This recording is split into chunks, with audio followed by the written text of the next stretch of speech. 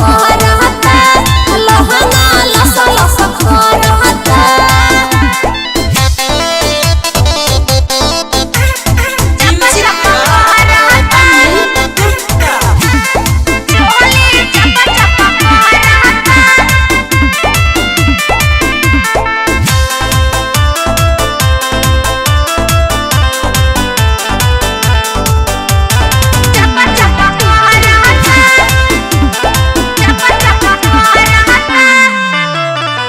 होली में चोली के इज्जत कर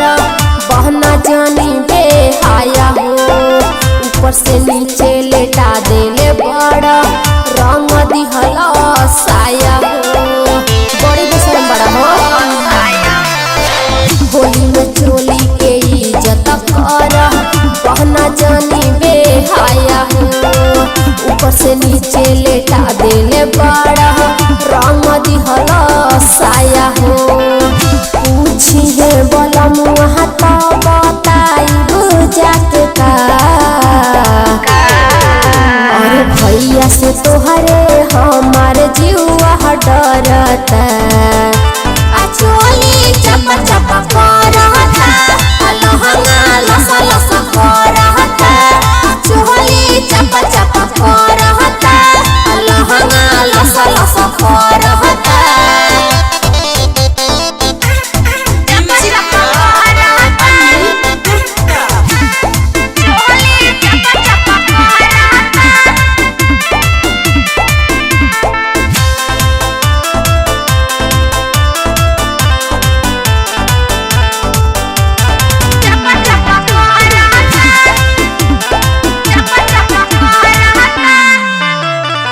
रंजित रसीला तो हर बाउर बारहन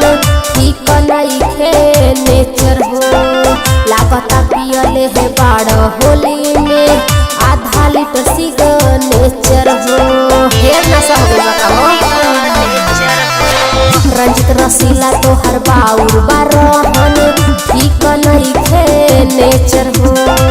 लागता पियले है बाड़ होली में आधा लीटर सिग्नेचर हो महकत बाड़ जैसे